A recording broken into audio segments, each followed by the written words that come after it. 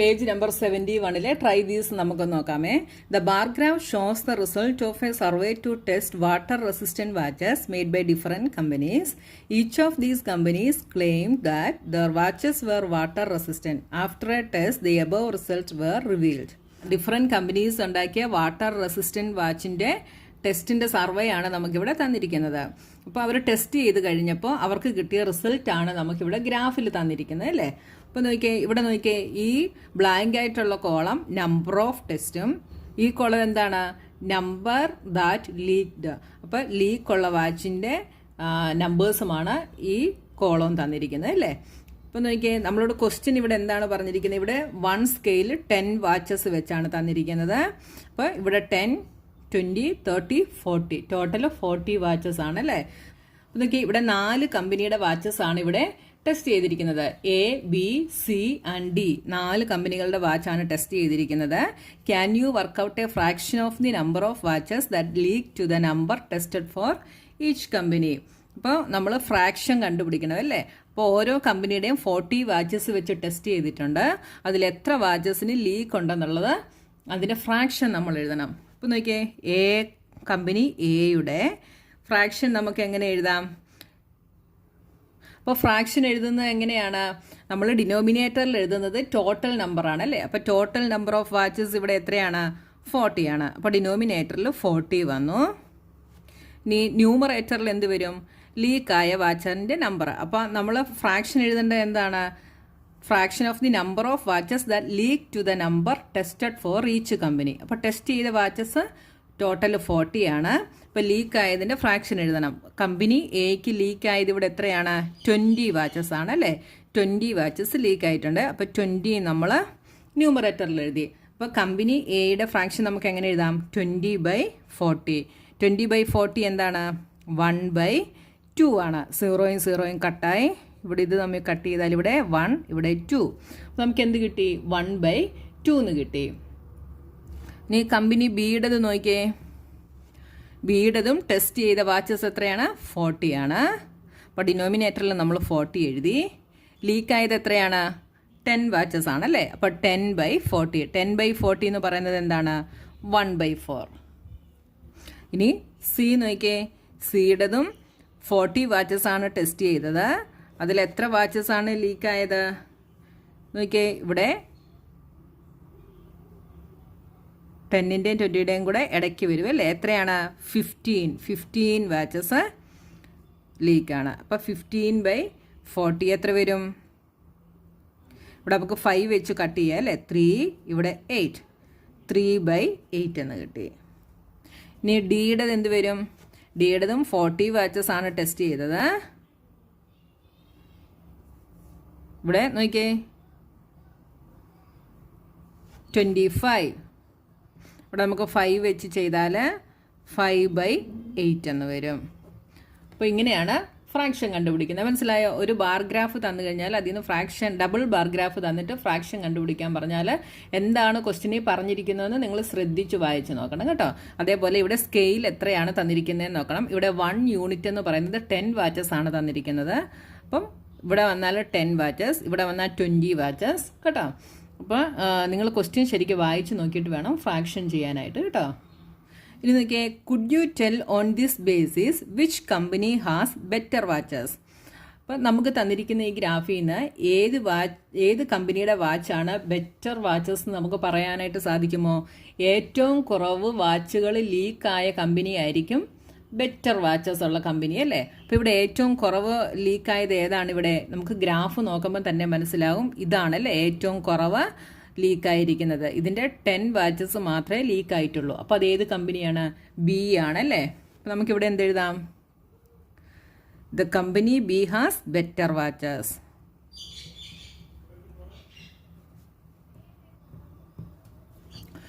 Next question നോക്കിയേ, sale of English and Hindi books in the year 1995, 1996, 1997 and 1998 are given below. Draw a double bar graph and answer the following questions. അപ്പോൾ നോക്കിയേ, ഇവിടെ നമുക്ക് year തന്നിട്ടുണ്ട്, 4 years തന്നിട്ടുണ്ട്. ഇംഗ്ലീഷും ഹിന്ദിയും ബുക്സ് എത്ര സെയിൽ ചെയ്തിട്ടുണ്ടെന്നുള്ളതും ഇവിടെ തന്നിട്ടുണ്ട്. നമ്മൾ ഇതിൻ്റെ ഡബിൾ ബാർ ഗ്രാഫ് വരയ്ക്കണം. ആദ്യം നമ്മൾ ബാർ ഗ്രാഫ് വരയ്ക്കണം, എന്നിട്ട് താഴെ തന്നിരിക്കുന്ന ക്വസ്റ്റ്യൻസിനൊക്കെ ആൻസർ ചെയ്യണം അല്ലേ. അപ്പോൾ ആദ്യം നമുക്ക് ബാർ ഗ്രാഫ് വരയ്ക്കാം. ഇത് ഞാൻ നിങ്ങൾക്ക് ഗ്രാഫ് പേപ്പറിൽ വരച്ച് കാണിച്ചു തരാം കേട്ടോ. ഇവിടെ നോക്കിയാൽ ഇവിടെ നമ്മൾ ബാർ ഗ്രാഫ് വരയ്ക്കുമ്പം നമുക്ക് 1 യൂണിറ്റ് എത്ര വെച്ചെടുക്കുന്നതായിരിക്കും നമുക്ക് ഈസി. നോക്കിയേ, ഇവിടെ 350, 400, 450, 620. അപ്പോൾ നമുക്ക് ഇത് 10 വെച്ചെടുത്ത് കഴിഞ്ഞാൽ നമുക്ക് 650 ആണ് മാക്സിമം അല്ലേ. അപ്പോൾ നമുക്ക് 650, അതായത് 65 യൂണിറ്റ്സ് നമുക്ക് എടുക്കണം. അത് നമുക്ക് പാടായിട്ടുള്ള കാര്യമാണ്. അപ്പോൾ നമുക്ക് എത്ര എടുക്കാം? 100 വെച്ചെടുക്കാം അല്ലേ. 100 വെച്ചെടുത്താൽ നമുക്ക് 700 വരെ 7 യൂണിറ്റ്സ് മതി. അപ്പോൾ 1 യൂണിറ്റ് എന്ന് പറയുന്നത് സെയിൽ ഓഫ് 100 ബുക്സ് ആയിട്ട് നമുക്ക് എടുക്കാം അല്ലേ. അപ്പോൾ നോക്കിയേ, ഗ്രാഫ് എങ്ങനെ വരയ്ക്കാൻ നോക്കാം. ഓക്കെ, ഇവിടെ ഞാനൊരു ഗ്രാഫ് പേപ്പർ എടുത്തിട്ടുണ്ട്. ഓക്കെ, ഇത് കണ്ടോ, ഇവിടെ ഡാർക്ക് ആയിട്ടുള്ള ഈ ലൈൻ കണ്ടോ, ഈ ലൈനിൽ വേണം നമ്മൾ വരയ്ക്കാനായിട്ട് കേട്ടോ.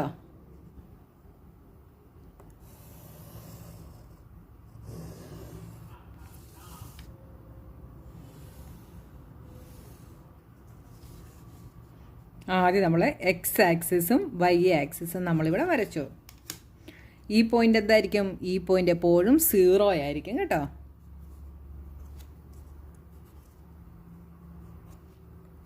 ഇത് എക്സ്, ഇത് വൈ. ഇവിടെ നമ്മൾ എന്താണ് എടുക്കുന്നത്? ഇവിടെ നമ്മൾ ഇയർ എടുക്കും, ഇവിടെ ഇയർ എടുക്കും, ഇവിടെ നമ്പർ ഓഫ് ബുക്സ് എടുക്കും കേട്ടോ. ഇവിടെ നമ്പർ ഓഫ് ബുക്സ്.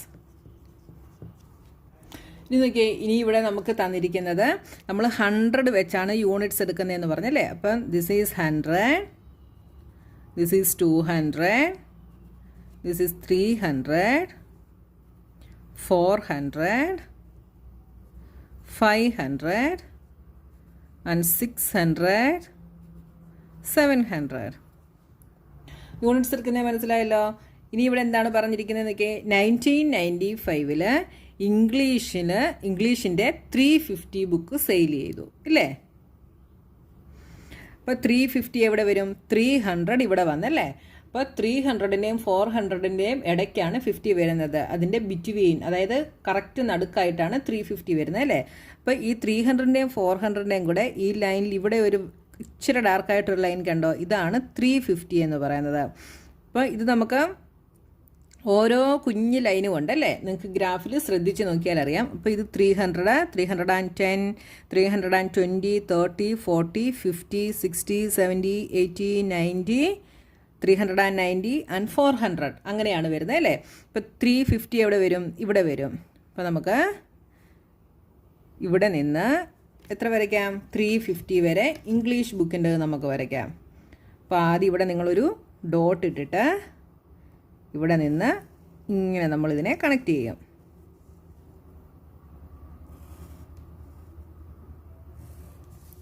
കണ്ടോ? 350 ഇംഗ്ലീഷിൻ്റെത് നമ്മൾ 350 വരച്ചു. ഇനി ഹിന്ദി എത്രയാണ്? 500 ആണല്ലേ. 500 എവിടെ വരും? ഇവിടെ വരും. അപ്പോൾ നോക്കിയേ, നമ്മൾ 1995 ഇവിടെ വരയ്ക്കുന്നത്. അപ്പോൾ ഇവിടെ നമ്മൾ 1995 എന്ന് നമ്മൾ മാർക്ക് ചെയ്യണം. അപ്പോൾ 1995 ഇംഗ്ലീഷിൻ്റെത് നമ്മൾ വരച്ചു. ഇനി നമ്മൾ ഹിന്ദിയുടേത്. അപ്പോൾ ഡബിൾ ബാർ ഗ്രാഫാണ് ഇവിടെ വരുന്നത്. ഇവിടെ 2 കളക്ഷൻസ് ഓഫ് ഡേറ്റ ഉണ്ട് അല്ലേ. അപ്പോൾ നോക്കിയേ, 500 ഇവിടെ വന്നു. കണ്ടോ? 500 ഇവിടെ വന്നു. അപ്പോൾ ഇത് ഇംഗ്ലീഷിൻ്റെത്, ഇത് ഹിന്ദിയുടേത്. ഹിന്ദിയുടേത് മനസ്സിലാകാൻ വേണ്ടി നമുക്ക് എന്ത് ചെയ്യാം? ഇതിനെ ഒന്ന് ഷെയ്ഡ് ചെയ്യാം. കണ്ടോ? ഇതാണ് ഹിന്ദിയുടേത്. അപ്പോൾ ഇവിടെ നമ്മൾ സ്കെയിൽ എഴുതണം. 1 unit is equal to 100 books. പിന്നെ നമുക്ക് എന്തെഴുതാം? ഈ ബ്ലാങ്ക് ആയിട്ടുള്ള കോളം എന്താണ്? ഇംഗ്ലീഷിൻ്റെ ബുക്കാണല്ലേ. ഇത് ഇംഗ്ലീഷ്. പിന്നെ ഷെയ്ഡ് ചെയ്ത എന്താണ്? ഷെയ്ഡ് ചെയ്ത എന്താണ്? ഇത് ഹിന്ദി. ഇങ്ങനെ ഗ്രാഫിൽ നമ്മൾ മാർക്ക് ചെയ്യണം, എന്നാലേ കണ്ടു കഴിഞ്ഞാൽ എന്താണെന്നുള്ളത് മനസ്സിലാകത്തുള്ളൂ കേട്ടോ. അപ്പോൾ നമ്മൾ 1995 നമ്മൾ വരച്ചു. ഇനി അടുത്ത ഇയർ 1996. അപ്പോൾ 1996 നമ്മളിവിടെ വരയ്ക്കും. 1996 ഇംഗ്ലീഷിന് 400 ബുക്സ് സെയിൽ ചെയ്തു. അപ്പോൾ അതെവിടെ വരും? 400 ഇവിടെ വരും അല്ലേ. 400 ഇവിടെ വരും. അപ്പോൾ നമ്മൾ ഇവിടെ അടുത്ത ലൈൻ വരയ്ക്കും. എക്സ് ആക്സിസിൽ നിന്ന് നമ്മൾ ഇങ്ങനെ വരയ്ക്കും ഉണ്ടോ. 400 ഇവിടെ വന്നു. നമ്മൾ ഇംഗ്ലീഷിൻ്റെ വരച്ചു. ഹിന്ദിക്ക് എത്രയാണ്? 525 ആണല്ലേ. അപ്പോൾ 525 എവിടെ വരും? 510, 520, 525 എന്ന് പറയുന്നത് 25നും 30ക്കും ബിറ്റ്വീൻ വരും. കണ്ടോ, ഈ രണ്ട് കുഞ്ഞ് ലൈൻ്റെ ഇടയ്ക്ക് വരും. കണ്ടോ, അത് നിങ്ങൾ ശ്രദ്ധിച്ച് വരയ്ക്കണം കേട്ടോ. രണ്ട് ലൈൻ്റെയും കൂടെ ബിറ്റ്വീൻ വരും.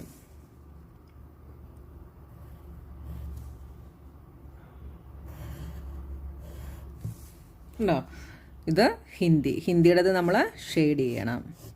ഇനി 97ലത് 1997ലത് വരയ്ക്കണം. 97ൽ എത്രയാണ് ഇംഗ്ലീഷിന്? 450 ആണല്ലേ. അപ്പോൾ 400നും 500നും ഇടയ്ക്ക് വരും. അതെവിടെ വരും? ഈ ലൈൻ വരും അല്ലേ. ഇത് എവിടെ വരും? ഇവിടെ വരും. അപ്പോൾ ഇവിടെ നമ്മൾ മാർക്ക് ചെയ്തു. നമ്മൾ ഇംഗ്ലീഷിൻ്റെ വരച്ചു. ഹിന്ദിയുടെ എത്രയാണ്? 600. 600 എവിടെ വരും? ഇവിടെ വരും അല്ലേ.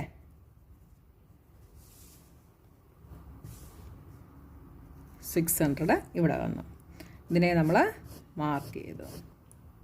ഇനി അടുത്തത് 1998. 1998 ഇംഗ്ലീഷിൻ്റെ സെയിൽ ചെയ്ത ബുക്ക് 620 ആണ്. അപ്പോൾ ഇവിടെ 600, 610, 620. ഇവിടെ എവിടെ വരും?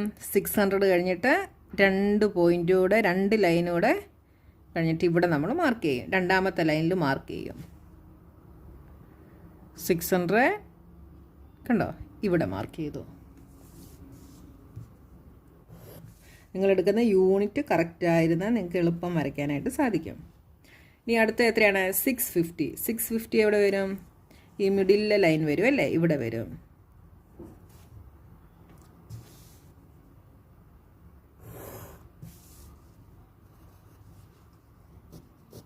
ഹിന്ദിയുടേത് നമ്മൾ ഷെയ്ഡ് ചെയ്യണം കേട്ടോ. ഇങ്ങനെയാണ് ഗ്രാഫ് വരയ്ക്കുന്നത്. കണ്ടോ, ഗ്രാഫ് വരയ്ക്കുമ്പോൾ ഇയർ, ഇവിടെ നമ്പർ ഓഫ് ബുക്സ്, യൂണിറ്റ് എത്രയാണെന്ന് ഇവിടെ എഴുതണം. അതുപോലെ ഡബിൾ ബാർ ഗ്രാഫ് ആണെങ്കിൽ ബ്ലാങ്ക് ആയിട്ടുള്ളതും ഷെയ്ഡ് ചെയ്തതും ഏതൊക്കെയാണെന്നും എഴുതണം. ഇപ്പോൾ മനസ്സിലായല്ലോ ഗ്രാഫ് വരയ്ക്കുന്നത് എങ്ങനെയാണെന്ന്. ഇനി നമുക്ക് ഈ താഴെ തന്നിരിക്കുന്ന ക്വസ്റ്റ്യൻസിൻ്റെ ആൻസർ ചെയ്യണം.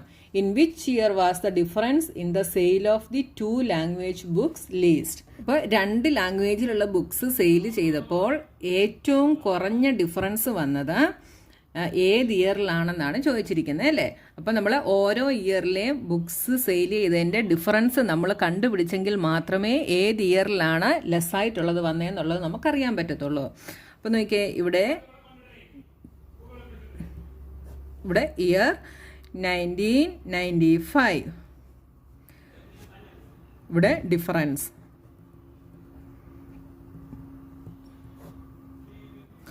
അപ്പോൾ നോക്കിയേ, 1995 2 ബുക്സിൻ്റെയും കൂടെ ഡിഫറൻസ് എത്രയായിരുന്നു? ഹിന്ദിയുടേത് 500 വിറ്റു, ഇംഗ്ലീഷിൻ്റെത് 350 വിറ്റു. അപ്പോൾ അത് തമ്മിലുള്ള ഡിഫറൻസ് നമ്മൾ കണ്ടുപിടിക്കണം. ഡിഫറൻസ് കണ്ടുപിടിക്കാന്ന് വെച്ചാൽ എന്താണ്? അതിനെ സബ്ട്രാക്ട് ചെയ്യുക അല്ലേ. 500 - 350 എന്ത് വരും? 150. അപ്പോൾ 1995 2 ലാംഗ്വേജിലുള്ള ബുക്സ് തമ്മിൽ വിറ്റതിൻ്റെ ഡിഫറൻസ് എത്രയായിരുന്നു? 150 ആയിരുന്നു. ഇനി 1996 522 - 400 125. ഇനി 1997 600 - 450, that is 150. ഇനി 1998 എന്ത് വന്നു? 1998 650 - 620 is equal to 30. അപ്പോൾ നോക്കിയേ, 95 150 ആണ് ഡിഫറൻസ്, 96 125, 97 150, 98 30. അപ്പം ലീസ്റ്റ് ആയിട്ടുള്ള ഡിഫറൻസ് വന്നത് ഏത് ഇയറിലാണ്? 98 അല്ലേ. 98 30 മാത്രമേ 2 ലാംഗ്വേജിലുള്ള ബുക്സ് സെയിൽ ചെയ്തപ്പോൾ ഉള്ള ഡിഫറൻസ് 98 ലീസ്റ്റ് ആയിട്ട് വന്നത്. അപ്പോൾ നമുക്ക് എന്തെഴുതാം answer? The difference in the sale of The 2 language books was released in the year 1998. Can you say that the demand for English books rose faster? 95-ൽ 350 ആയിരുന്നു അല്ലേ, അത് 98 ആയപ്പോൾ തന്നെ എത്രയായി? 620 ആയി അല്ലേ. 350-ൽ നിന്ന് 620 ആയിട്ട് എന്ത് ചെയ്തു? അത് കൂടി അല്ലേ. അപ്പൊ നമുക്ക് എന്ത് പറയാം? യെസ് എന്ന് പറയാം അല്ലേ. Yes, we can say that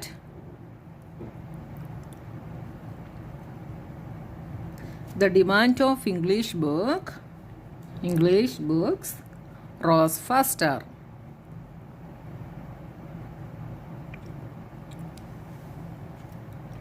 അപ്പോൾ നിങ്ങൾക്ക് ഗ്രാഫ് എങ്ങനെയാണെന്ന് മനസ്സിലായല്ലോ.